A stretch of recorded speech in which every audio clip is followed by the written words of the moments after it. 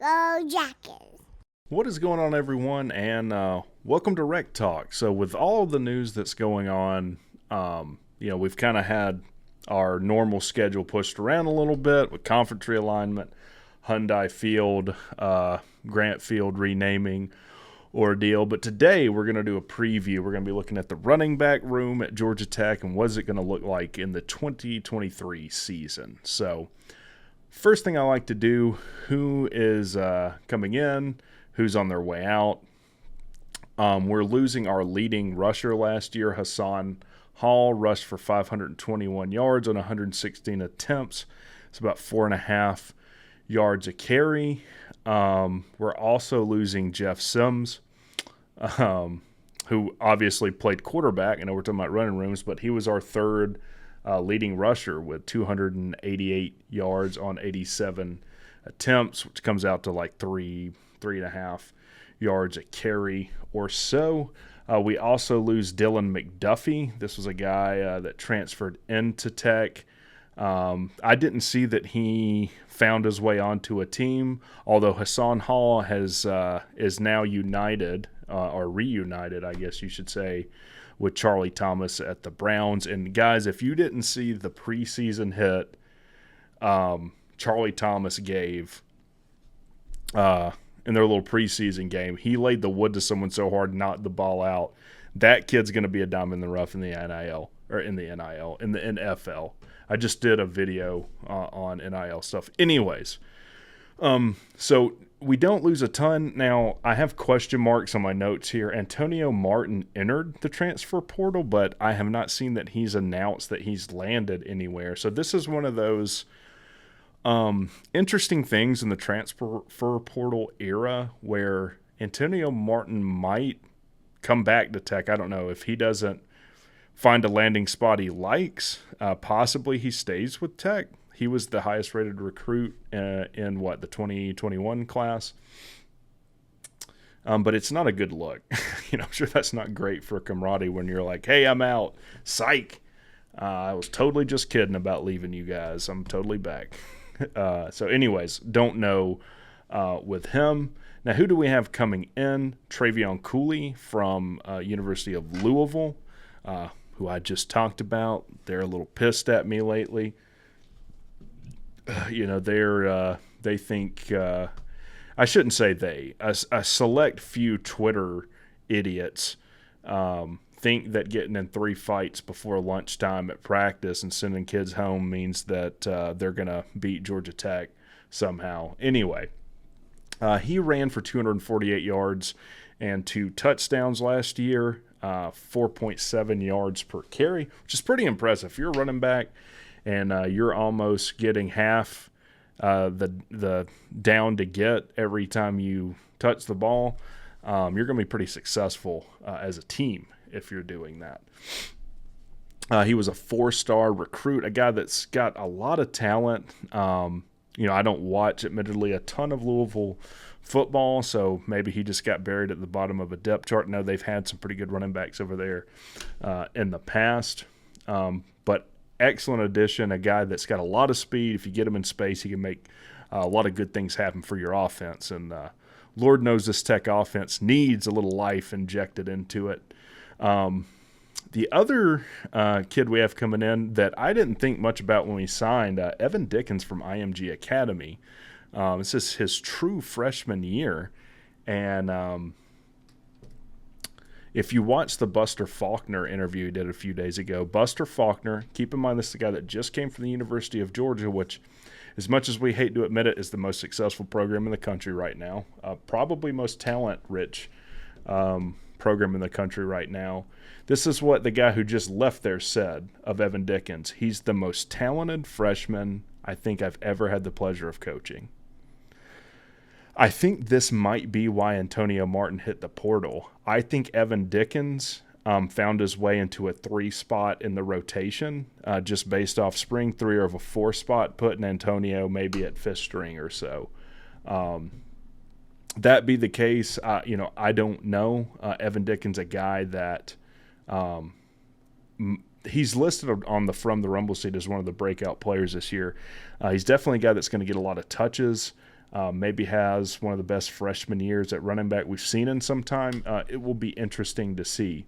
Now, speaking of last year, not a lot to talk about as far as running the ball. If you just look at stats now, that was kind of the identity of our offense. We were able to bang the ball on the ground a good bit, pick up first downs when we needed to.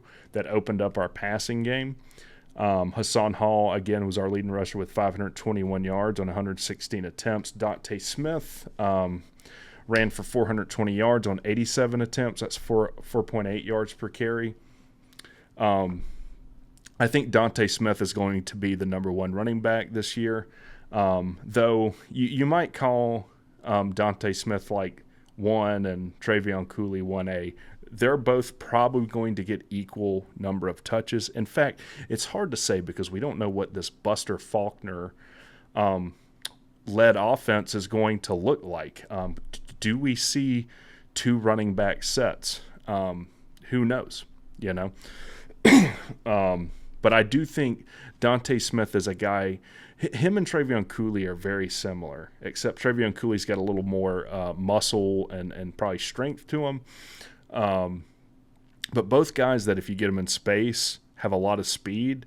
If it's a one-on-one matchup as far as beating the tackle and getting the corner, more times than not, they're probably going to win that battle. So a lot of good things that could happen there. I think Dante Smith, if I had to put a breakout player on the running back list, I would say 100% Dante Smith is a breakout player. As far as 2, Travion Cooley, though I kind of look at Dante Smith and Travion Cooley as kind of splitting the load at the 1 spot. After them, do you see Felix come in? Another kid that was in the same the same class as Antonio Martin, another very talented kid. They were both 4-star running backs. Haven't heard a ton about him. He did get some carries in the spring game. I guess based on what I'm hearing, I would think in the 3 spot at running back, you're going to have Evan Dickens and then maybe, was it Felix Hernandez? I think that's his name. It'll be interesting to see. That being said, we do have a little bit of depth at running back. I think both Travion Cooley and Dante Smith, very good running back. Seems like Evan Dickens, very good running back, and Felix has a lot of potential to be very good from what he showed in high school. Other kid, evidently, Jamal Haynes, that played wide receiver, has now switched positions to play running back. We're just very deep right now at wide receiver. He was kind of buried at the bottom of the rotation at wide receiver. Had success with him in the spring game on some jet sweeps. Maybe showed off his running back ability, and word is that he's doing very, very well at running back. So maybe he's at the 5 or 6 spot at running back. Now, with that being said, for every one of these, I'll give a letter grade for last season, what I project us to grade out at the position this season. If I had to give us a letter grade for last season, just looking at the whole body of work, this was kind of a run-led offense, but it was a very down offense. Defense kept us in most games last year, when we were able to kind of claw back and do enough on offense to squeeze some wins out. I would have to give us a C- for last year. Not great by any means. I would say serviceable enough to win 4 games under Key and 1 game under Collins. What do I project for us to be this year? Very hard to tell. Similar to the grade that I just gave us for like C- for last year. You can't just look at running back, in a bubble. I mean, that's very dependent on what does the blocking look like from your offensive line, and is your quarterback able to get you in the right place, check out of a pass play, get you in a run, and vice versa. All that considered, I think we do make a significant step up. I didn't mention it. We do have Norval McKenzie in at running back coach. guy that we convinced to leave his alma mater at Vanderbilt, come over on staff. Looking through his coaching history, he started off his coaching career at Hiram High School, which, if that sounds familiar, it should. That's where this top offensive line recruit we just signed came out of. And again, we're back into the theme of coaches that have deep-rooted recruiting ties. It seems like Norval McKenzie in that west part of Atlanta, Cobb County, Paulding County, the Douglasville area, probably even Carrollton, going out toward Bremen on the Alabama border. There's a lot of good schools in that stretch of West Atlanta. Even like North Cobb, this is where Darren Waller came out of, and even in the YouTube community where Sea-Dog went to high school.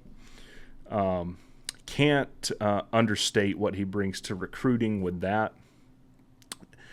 He coached at Arkansas State from 2016 to 2018, running back coach, assistant on staff. And when I saw that, I was like, hold on a second. Buster Faulkner coached at Arkansas State. He was their offensive coordinator. They were both at Arkansas State in the same years. Makes me think that's probably why we made a push to get Norval McKenzie. Buster seems to be a pass-first, offensively oriented coordinator. And likely that Norval McKenzie fits well into his scheme as far as how he coaches running backs. He then went to the University of Louisville. He was there from 2019 to 2020. In 2019, he coached Javion Hawkins, had a one of the best seasons Back had at Louisville, 1,500 plus yards on the ground, 9 touchdowns. 2020 takes a step back. I don't know. I didn't, I don't off the top of my head remember exactly. That was the COVID season, so they didn't play as many games. Javion Hawkins has 822 yards and 7 touchdowns. And then obviously, he coaches at Vandy. Man, I need some water or something. For the 2021-2022 seasons. 21, now Vandy was nothing impressive during this stretch. In 2021, they were 2-9. Leading rusher had 500 yards, 2 touchdowns. In 2022, though, a little more to be excited about. I mean, they make a significant step up. They're 5-7 in Norval McKenzie's second year as running back coach, and they make huge strides in the running game. So Rahan Davis rushes for over 1,000 yards, 5 touchdowns, 4.5 yards per carry. And then Mike Wright, 517 yards, 5 touchdowns, and 7.3 yards a carry. So it'll be interesting to see what Norval McKenzie is able to do in the running back room, how well he meshes with Buster Faulkner, having coached with him before, what he can add in the recruiting game. So I don't know if I said what I predict this to be this year. I don't think I did. I think we do take a step up. I think our offensive line, I've already talked about, takes a full letter grade up, and I don't think I can say our offensive line takes a full letter grade up in efficacy without saying the same for our running back room. They're really in tandem there. I think we go from a C to a B minus this season. It's going to be, I think, a ton of fun. Dante Smith is one of the kids I'm most interested in watching this year. I think he will probably fit very well into what Buster wants to do. If I had to guess, Buster's going to want to run a spread. Could be wrong, but really playing the spacing game, and with Josh Crawford, who is our wide receivers coach, wanting to play space, we could get Dante Smith and Travion Cooley not only into good spacing as far as taking the ball, but also they're both guys that can catch the ball out of the backfield. So let me know what you guys think. What do you think of the running back room this year? Who are you excited to see? And if any of you know what happened to Antonio Martin, if he's landed anywhere, definitely let me know. There's a PayPal and CashApp link in the description. Become a member of the channel. There's members-only videos there where I give some of my innermost thoughts about Georgia Tech football and other things. There's a join button right below the title of the video. And you guys have a good one.